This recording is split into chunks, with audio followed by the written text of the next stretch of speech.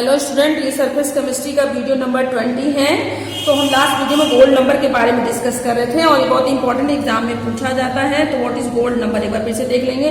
Gold number क्या होता है? प्रोटेक्टिव कोलाइड यानी लायोफिलिक कोलाइड, लायोफिलिक सोल की वह मात्रा, क्योंकि हमको पता है कि प्रोटेक्शन का क्या मतलब होता है, लायोफिलिक को लायोफोबिक में डाल देना ताकि उसका कोआगुलेशन ना हो। पहले इस कॉन्सेप्ट को क्लियर रखिए। उसके बाद देखिए कि प्रोटेक्टिव कोलाइड की मात्रा मिलीग्राम में, प्रोटेक्टिव कोलाइड की मात्रा लायोफिलिक कोलाइड की मात्रा मिलीग्राम में, जो कि रिक्वायर्ड है, जो आवश्यक है, या मिलाई जाती है किसमें, 10 ml गोल्ड सोल, जिसमें कि 1 ml 10% NaCl solution already add है। तो कहने का मतलब हमारे पास पहले से क्या होगा, 10 ml गोल्ड सोल है, उसमें हम क्या मिला दें, 1 ml 10% NaCl, 10% NaCl का 1 ml सोल्यूशन डाल देंगे। अब उसमें उसका स्कंदन, इसको कोआगुलेशन रोकने के लिए प्रोटेक्टिव कोलाइड की जितनी मात्रा मिलीग्राम में आवश्यक होती है, उसी को हम बोलते हैं गोल्ड नंबर। क्लियर? उसी को हम क्या बोलते हैं, गोल्ड नंबर बोलते हैं। बात समझ में आ गई? ठीक है, उसी को हम जो है गोल्ड नंबर बोल रहे हैं। अब आगे देखेंगे, नेक्स्ट है, अब क्या है कि गोल्ड नंबर जो होता है इंपॉर्टेंट है। गोल्ड नंबर जो है आपका, गोल्ड नंबर इनवर्सली प्रोपोर्शनल होता है प्रोटेक्टिव पावर की। Protective power, gold number is inversely proportional to protective power. Gold number ज्यादा होगा तो प्रोटेक्टिव पावर कम होगा। जिस भी कोलाइडल सोल्यूशन का गोल्ड नंबर ज्यादा होगा उसका प्रोटेक्टिव पावर कम होगा। और प्रत्येक कोलाइडल सोल्यूशन का गोल्ड नंबर अलग अलग होता है। जैसे जिलेटिन है तो जिलेटिन का, जैसे एग्जाम्पल हम लेते हैं जिलेटिन, जैसे हमारे पास है एग्जाम्पल में जिलेटिन, तो जिलेटिन का जो गोल्ड नंबर है, जिलेटिन का गोल्ड नंबर बहुत ही कम, सबसे कम होता है जिलेटिन का gold number, that is 0.005 to 0.01, इसके रेंज में होता है। इसका गोल्ड नंबर बहुत ही कम है। जब इसका गोल्ड नंबर कम है तो इसका प्रोटेक्टिव पावर ज्यादा होगा। इसका प्रोटेक्टिव पावर क्या होगा, इसका प्रोटेक्टिव पावर ज्यादा होगा। तो जिसका गोल्ड नंबर सबसे कम होगा उसका प्रोटेक्टिव पावर ज्यादा। बस इतना दिमाग में रखिए। जैसे कोआगुलेटिंग वैल्यू और कोआगुलेशन पावर बताया था कि कोआगुलेटिंग वैल्यू तब ज्यादा होगी जब कोआगुलेशन पावर कम होगा। वैसे ही गोल्ड नंबर के लिए आप देखेंगे, जो है आपका गोल्ड नंबर जब ज्यादा होगा तो प्रोटेक्टिव पावर कम होगा, गोल्ड नंबर कम होगा तो प्रोटेक्टिव पावर भी कम होगा। क्लियर बात समझ में? और डिफरेंट कोलाइडल सोल्यूशन के डिफरेंट गोल्ड नंबर होते हैं। गोल्ड नंबर की आवश्यकता कब पड़ती है, प्रोटेक्शन करने के लिए, लायोफोबिक सोल को जो है कोआगुलेशन से बचाने। क्लियर? तो दो टर्म्स हैं, दैट इज कोआगुलेशन और फिर कोआगुलेशन को रोकना, दैट इज प्रोटेक्शन। इसको आप याद रखेंगे। कोआगुलेशन जिसमें कि कोलाइडल सोल्यूशन जम जा रहा है, और प्रोटेक्शन वो है जो कि कोआगुलेशन होने से कोलाइडल सोल्यूशन को जमने से बचा रहा है। तो जमने से बचाने के लिए हमें लायोफिलिक सोल डालना पड़ेगा, और लायोफिलिक सोल की जितनी मात्रा मिलाएंगे वही उसका गोल्ड नंबर। सिंपल सा आप इसको याद रखेंगे। एग्जाम में बहुत ही पूछा जाता है कि what is gold number, gold number किसे कहते हैं, कोआगुलेशन किसे कहते हैं, प्रोटेक्शन किसे कहते हैं। डायरेक्ट क्वेश्चन पूछे जाते हैं इसमें बोर्ड एग्जाम में। नेक्स्ट है हमारा, नेक्स्ट हमारा टॉपिक है जो कि आया इंपॉर्टेंट, दैट इज इमल्सन। हम ऑलरेडी पढ़ रखे हैं लेकिन यहाँ पर थोड़ा डिटेल में पढ़ेंगे। नेक्स्ट टॉपिक है दैट इज इमल्सन। इमल्सन क्या होता है? इमल्सन क्या है? सबसे पहले it is a type of colloidal solution. It is a type of colloidal solution. ये एक प्रकार का कोलाइडल सोल्यूशन है। हमें पता है जब हम पढ़ रहे थे classification of colloidal solution on the basis of disperse phase and dispersion medium के फिजिकल स्टेट के आधार पर, तो वहां पर हमने इमल्सन पढ़ा था। तो ये एक प्रकार का कोलाइडल सोल्यूशन है। नेक्स्ट, यदि एक प्रकार का कोलाइडल सोल्यूशन है तो कैसा कोलाइडल सोल्यूशन है? वह कोलाइडल सोल्यूशन जिसमें डिस्पर्स फेज और डिस्पर्जन मीडियम दोनों ही लिक्विड अवस्था में होते हैं। तो दोज कोलाइडल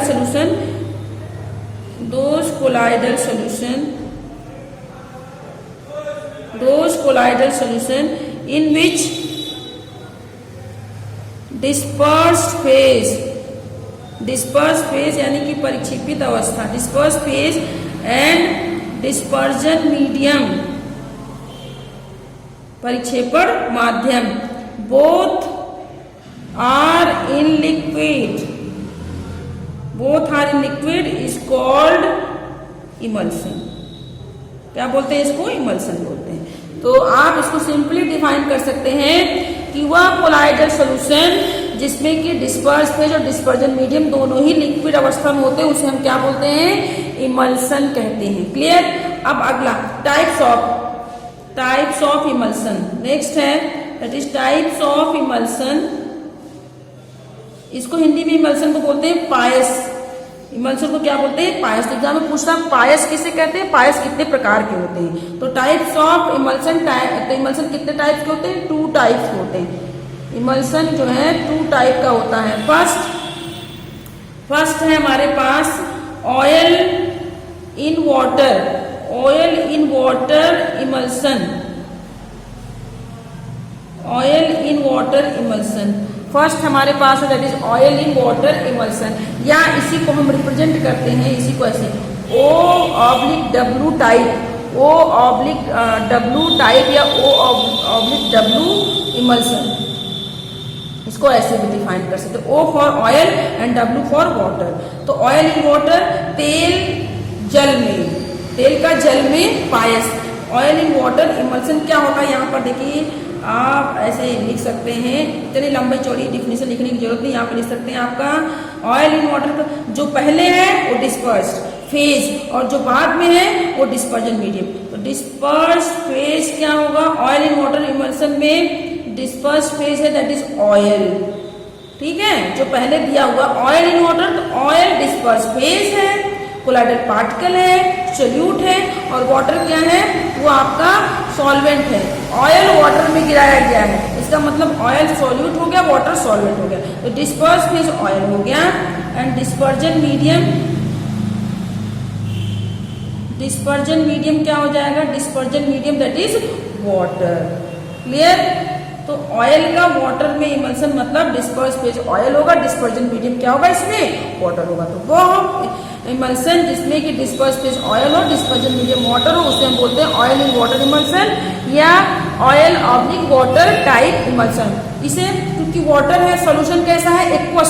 सॉल्वेंट क्या है हमारे पास, वाटर है, सॉल्वेंट वाटर है, इसलिए इट इज ऑल्सो कॉल्ड, इसे हम और किस नाम से जानते हैं, it is also called aqueous emulsion. It is also called aqueous emulsion, क्योंकि हमारा सॉल्वेंट क्या है, वाटर है, that's why it is also called aqueous emulsion.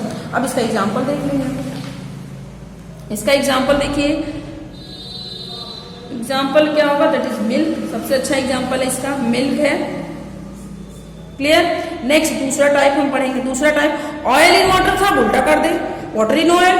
Next है water in oil emulsion, water in oil emulsion, या इसको W/O type emulsion कहते हैं।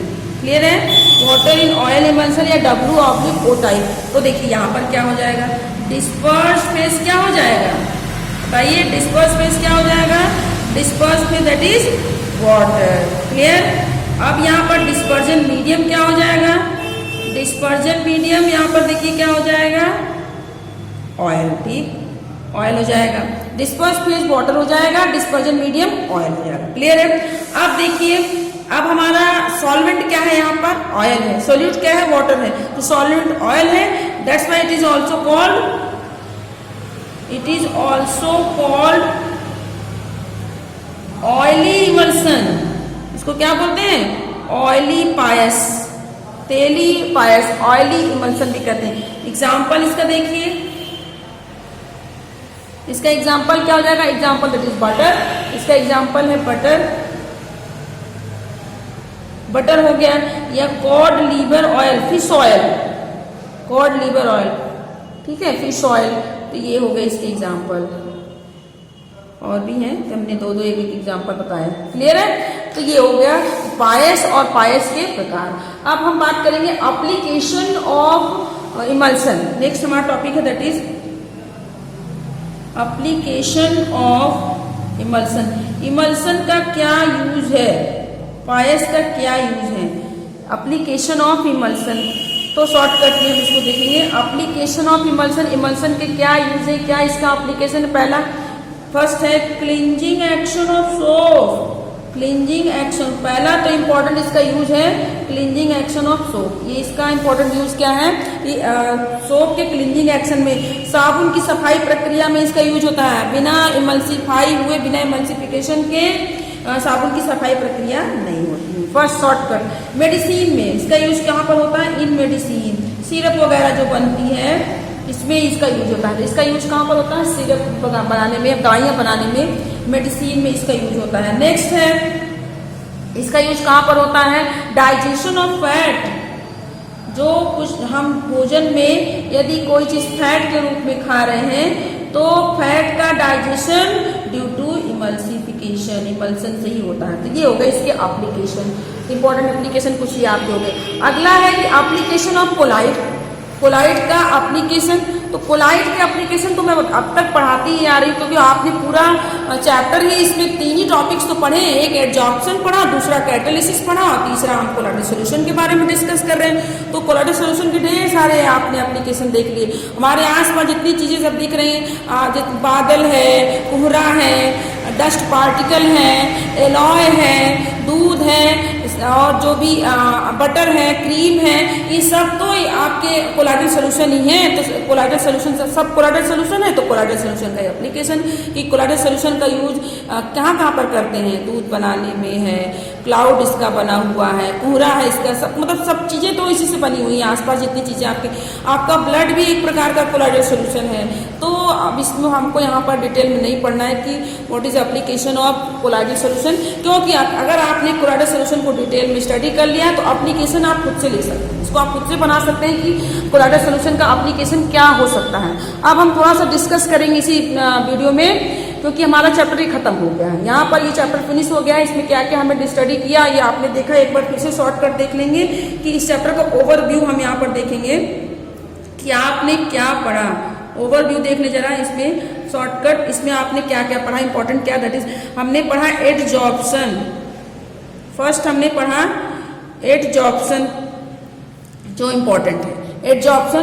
अब एडजॉर्प्शन में भी क्या चीजें, आपका physical adsorption, physical and chemical पढ़ा। तो बहुत कुछ जो इंपॉर्टेंट उसको हम लिख रहे हैं। फिजिकल एंड केमिकल एडजॉर्प्शन के बीच में डिफरेंस पूछ लेता है। डिफरेंस फिजिकल एडजॉर्प्शन और केमिकल एडजॉर्प्शन के बीच में क्या अंतर है, क्लियर है। उसके बाद हमने पढ़ रखा है कैटालिसिस, कैटालिसिस पढ़ रखा है। इसके बारे में पूरा डिटेल। हाँ, एक चीज और पढ़ा है, फ्रेंडलिक एडजॉर्प्शन आइसोथर्म पूछा जाता है। फ्रेंडलिक एडजॉर्प्शन आइसोथर्म, ग्राफ के साथ इसको डिटेल में, आइसोबार, ये सब सारी चीजें पढ़ी हैं। तो इसको हमने डिटेल में पढ़ा है। ये कुछ चीजें हम यहाँ पर बता रहे हैं, बाकी तो पढ़ना पूरा चैप्टर ही है। इसके अलावा हमने इसमें क्या पढ़ा, कैटालिसिस। अब कैटालिसिस में बहुत कुछ पढ़ा है हमने। कैटालिसिस कितने प्रकार के होते हैं, उसमें प्रोमोटर किसे कहते हैं, इनिबिटर किसे कहते हैं, उसके बाद उसकी मैकेनिज्म किस तरीके से, हेट्रोजीनियस कैटालिसिस क्या है, होमोजीनियस कैटालिसिस क्या है, और फिर हमने देखा कि जो है एंजाइम कैटलिस्ट क्या है, एक प्रकार का बायो कैटलिस्ट है, वो किस तरीके से काम करता है, उसकी क्या कैरेक्टरिस्टिक है, उसकी क्या मैकेनिज्म है, क्या एप्लीकेशन है, सारी चीजें हमने देखी कैटालिसिस में। उसके बाद हमने जो इम्पोर्टेंट पढ़ा कि difference between colloidal solution, colloidal solution और colloidal solution, true solution and suspension, suspension के बीच में क्या डिफरेंस था, इसको हमने डिस्कस किया। उसके बाद हमने देखा, उसके बाद सारी स्टडी कोलाइडल सोल्यूशन के बारे में, सारी स्टडी हमने किसके बारे में की, कोलाइडल सोल्यूशन में। तो कोलाइडल सोल्यूशन कितने प्रकार के होते हैं हमने देखा, कोलाइडल सोल्यूशन आपके कितने प्रकार के थे, वो सारी चीजें हमने देखी। वो भी 3 तरीके से देखा, डिस्पर्स पे, डिस्पर्जन मीडियम के फिजिकल स्टेट के आधार पर, उनके इंट्रैक्शन के आधार पर, उनके पार्टिकल के साइज के आधार पर सारी चीजें पढ़ी। फिर कोलाइडल सोल्यूशन कैसे बनाया जाता है, कोलाइडल सोल्यूशन को बनाने के बाद उसमें यदि अशुद्धियां उपस्थित हैं तो उसको कैसे प्यूरिफाई किया गया, वो सारी मैकेनिज्म हमने, वो सारे मेथड पढ़े। उसके बाद जब प्यूरिफाई कर लिया तो कैरेक्टरिस्टिक हमने पढ़ लिया कि हाँ कोलाइडल सोल्यूशन के क्या क्या कैरेक्टरिस्टिक हैं, तो ये सारे। उसमें भी टिंडल इफेक्ट आपको याद रखना है। टिंडल इफेक्ट, टिंडल इफेक्ट अक्सर एग्जाम में हर बार एग्जाम में पूछा जाता है। Brownian movement, Brownian movement, coagulation, gold number हो गया, और इसके अलावा हाँ इलेक्ट्रोफोरेसिस, ये सारी चीज़ें बहुत कुछ पूछी जाती है। और इमल्सन क्या होता है, अभी हमने बताया इमल्सन क्या है, और साथ में एंड टाइप्स ऑफ इमल्सन। तो अब हम इस पे बेस्ड कुछ क्वेश्चन देख लेते हैं। हम बात ही कर रहे हैं तो हम कुछ क्वेश्चन देख लेते हैं। जैसे इस पे बेस्ड हम कुछ क्वेश्चन देख लेते हैं, कुछ टाइप्स ऑफ क्वेश्चन जो एग्जाम में पूछे जाते हैं। टाइप्स ऑफ क्वेश्चन, जिस तरह के क्वेश्चन एग्जाम में पूछे जाते हैं। तो जैसे फर्स्ट हमारे पास है कि what is the difference between physical and chemical absorption. सबसे पहला हम शॉर्टकट लिख रहे हैं, पूरा क्वेश्चन नहीं लिखेंगे। Difference between physical and chemical absorption. तो ये पूरा चैप्टर हमारे कहने का सिंपल सा मतलब है थ्योरेटिकल पोर्शन है, और इससे क्वेश्चन डायरेक्ट पूछे जाते हैं और बड़े आसान क्वेश्चन पूछे जाते हैं। और एक चीज हम यहाँ पर बताना भूल गए आपको कि जैसे हमने टिंडल इफेक्ट बताया था, वहाँ पर बताया था कि टिंडल इफेक्ट क्यों हो रहा है, क्योंकि कोलाइडल पार्टिकल के स्कैटरिंग की वजह से। अब जैसे क्वेश्चन पूछ ले कि स्काई ब्लू कलर की दिखाई क्यों देती है, क्यों दिखाई देती है, due to scattering of particle. Scattering की वजह से सिंपल सा आपको लिखने का कि स्काई का कलर ब्लू क्यों होता है, आकाश नीला क्यों दिखाई देता है, ड्यू टू स्कैटरिंग। या समुद्र का पानी नीला या हरा क्यों दिखाई देता है, ड्यू टू स्कैटरिंग। क्लियर है? इस तरह के क्वेश्चन पूछे जाए तो आप यहाँ पर लिख सकते हैं। और जैसे क्वेश्चन पूछा जाता है कि what are lyophilic and lyophobic sol and give one example of each. दोनों का या डिफरेंस बिटवीन पूछ लेता है difference between lyophilic and lyophobic sol, give example. इसके एग्जाम्पल भी आपको देने हैं। पहले तो इनके बीच में डिफरेंस दो तीन लिख दीजिए। आप जितने नंबर का क्वेश्चन है उसके आधार पर, आप जैसे 2 नंबर का क्वेश्चन है तो कम से कम मिनिमम 2 तो डिफरेंस लिखने हैं और मैक्सिमम 4 डिफरेंस आपको लिखने हैं और एक 2 एग्जाम्पल लिखने हैं। तो दोनों के बीच में क्या डिफरेंस है और दोनों के बीच में दोनों का एग्जाम्पल आपको लिख देना है। इसी तरीके से आपको जो है क्वेश्चन पूछ लेता है कि एक्सप्लेन करना, एक्सप्लेन द फॉलोइंग टर्म्स। जैसे आपको क्वेश्चन पूछ लिया, next explain the following terms मतलब कि आपको जो है जो भी दिए हुए हैं इनकी टिप्पणी लिखनी, इसको एक्सप्लेन करना है। जैसे क्या पूछ लिया आपका, जैसे आपका होगा पेप्टाइजेशन। हाँ, ये तो भूल ही गए, ये भी एग्जाम में बहुत पूछता है। पेप्टाइजेशन बहुत ही एग्जाम में पूछता है। और इसके अलावा तृप्तिकरण हमने नहीं बताया आपको कि इसको भी, ये भी इंपॉर्टेंट एग्जाम में पूछा जाता है। इलेक्ट्रोफोरेसिस बताया हमने आपको, इलेक्ट्रोफोरेसिस पूछ लेता है। इसके बाद आपका जैसे कोआगुलेशन, इन सब पे आपको संक्षिप्त, इतना नहीं, 1-2 इसमें से पूछेगा, इतना सारे नहीं पूछेंगे। इसके अलावा डायलिसिस, शॉर्ट टिप्पणी किसी एक में, इसमें से 1 या 2, इससे ज्यादा नहीं पूछता है। डायलिसिस ये भी बताया, अपोहन, और आपका टिंडल इफेक्ट, तो ये तो हर बार एग्जाम में आता है, हर बार लगभग एग्जाम में आता है। टिंडल इफेक्ट, ब्राउनियन मूवमेंट, ये सारे पूछ लेते हैं। इसके अलावा हमने बताया types, what is emulsion and it's type with example. और इसके अलावा 4 एप्लीकेशन ऑफ इमल्सन, ये पूछ सकता है। इसके अलावा जैसे एल्कोसोल क्या होगा, एल्कोसोल किसे कहेंगे, तो एल्कोसोल क्या होगा जबकि डिस्पर्जन मीडियम क्या हो, वहां पर एल्कोहल हो। ठीक है, वह कोलाइडल सोल्यूशन जहां पर डिस्पर्जन मीडियम क्या हो, एल्कोहल हो। हाइड्रोसोल जहां पर कोलाइडल सोल्यूशन जहां पर की डिस्पर्जन मीडियम क्या हो, वाटर हो। ऐसे एल्कोसोल लगा दिया तो डिस्पर्जन मीडियम हो एल्कोहल, हाइड्रोसोल लगा दिया तो डिस्पर्जन मीडियम आपका वाटर हो गया। इस तरीके से क्लियर है। इसके अलावा देखिए इस तरह के क्वेश्चन एग्जाम में पूछे जाते हैं और डायरेक्ट क्वेश्चन पूछे जाते हैं। कोई इसमें वो नहीं रहता कि नहीं डायरेक्ट इसमें न्यूमेरिकल वगैरह है नहीं, आपने देखा। अब जैसे क्वेश्चन है एक हमारे पास, एक्सप्लेन करना है, explain as to what happen, क्यों हो रहा है, क्या हो रहा है, व्हाट हैपेन व्हेन, कब, एक्सप्लेन करिए क्या होगा। देखिए फर्स्ट है हमारे पास, जैसे पूछ रहा है क्वेश्चन कि a beam of light,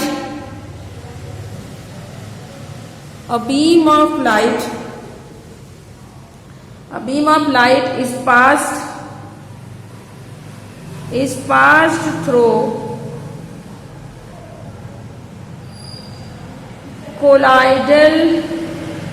A beam of light is passed through colloidal solution या colloidal solution. एक बीम ऑफ लाइट के colloidal solution से प्रकाश की एक किरण जो है वो ट्रांसफर हो रही है। क्यों हो रही भाई, या क्यों दिखाई देता है? टिंडल इफेक्ट की बात कर रहा है, तो due to scattering of light due to Tyndall effect. तो आपको आंसर में क्या लिख देना है? आंसर में आप सिर्फ टिंडल इफेक्ट भी लिख देंगे तब भी चलेगा। टिंडल ये किसके बारे में शो कर रहा है कि कोलाइडल सोल्यूशन के थ्रू अगर हम एक प्रकाश की किरण ट्रांसफर करते हैं तो क्या होता है, दैट इज टिंडल। ये क्या शो कर रहा है? Tyndall effect. और क्या हो रहा है यहाँ पर? स्कैटरिंग ऑफ लाइट किसकी वजह से? कोलाइडल पार्टिकल की वजह से। क्लियर है? तो इसका आंसर है एक लाइन का वर्ड आपको एक लाइन में या वन वर्ड में आपको लिख देना है कि टिंडल इफेक्ट है। क्लियर है? इसके अलावा जैसे कि little solution of ferric chloride को डाल दिया गया फेरिक हाइड्रोक्साइड सॉल्यूशन में। यदि फेरिक क्लोराइड की थोड़ी सी मात्रा फेरिक हाइड्रोक्साइड में डाल दी जाती है तो क्या होता है? उसके क्या हो रहा है डाल देने से? तो कोआगुलेशन हो रहा है। तो आपको बस लिख देना है कोआगुलेशन। क्यों? क्योंकि ये क्या है, आपका जो है कोलाइडल सॉल्यूशन है, ये क्या डाल दिया? इलेक्ट्रोलाइट जब मिला दिया तो कोआगुलेट करेगा। हमने बताया नहीं कि जब इलेक्ट्रोलाइट मिला देते हैं तो कोआगुलेशन हो जाता है। क्लियर है? इसका gelatin is added to gold sol. यदि हम जिलेटिन को ऐड कर दें, यहीं पे कहीं पे लिख देते हैं, यदि हम जिलेटिन मिला दें, जिलेटिन डाल दें गोल्ड सोल में तो क्या हो जाएगा भाई? जिलेटिन क्या है? जिलेटिन लायोफिलिक सोल है और गोल्ड सोल क्या है? लायोफोबिक सोल है। लायोफोबिक मिलाएंगे तो क्या हो जाएगा? कोआगुलेशन हो जाएगा। तो इस तरह के एग्जाम्पल आते हैं। तो ये चैप्टर यहाँ पे इस तरह का क्वेश्चन बोर्ड एग्जाम में आएगा। यहाँ पर ये चैप्टर आपका खत्म हो जाता है। तो आपको बहुत टेंशन नहीं लेना है, इस चैप्टर को डिटेल में स्टडी करना है, सारे टर्म्स को लर्न करना है। उसके बाद इस पे बेस्ड आप क्वेश्चन सॉल्व करिए। क्वेश्चन डायरेक्ट एग्जाम में पूछे जाते हैं और आप इस चीज़ को बिल्कुल क्लियर रखें कि लायोफिलिक सोल क्या है, लायोफोबिक क्या है, दोनों की क्या कैरेक्टरिस्टिक है। जैसे हमने यही बताया कि जिलेटिन गोल्ड सोल में डाल दिया, तो गोल्ड सोल का मतलब गोल्ड नंबर की बात कर रहे हैं भाई। गोल्ड नंबर कहाँ पे पड़ा था? कोआगुलेशन को रोकने के लिए पड़ा था। इसका मतलब गोल्ड सोल को जिलेटिन कोआगुलेट होने से बचा रहा है। तो जिलेटिन लायोफिलिक हो गया, जो गोल्ड क्या हो गया? लायोफोबिक हो गया। जब लायोफिलिक को लायोफोबिक में डालते हैं तो किस लिए डालते हैं? प्रोटेक्ट करने के लिए, कोआगुलेशन की प्रक्रिया को रोकने के लिए। यानी इसको इसमें डाल रहे हैं, ये क्या हो रहा है आपका? ये यहाँ पर जो है इसको प्रोटेक्ट कर रहा है, इसको जो है इसको प्रोटेक्ट कर देगा ताकि ये कोआगुलेट ना हो। तो कोआगुलेशन को कोआगुलेशन को बचा रहा है, कोआगुलेशन को रोक दे रहा है, प्रिवेंट कोआगुलेशन, इसको प्रोटेक्ट कर दे रहा है ताकि कोआगुलेशन ना। तो नेक्स्ट वीडियो में हम नेक्स्ट चैप्टर स्टार्ट करेंगे।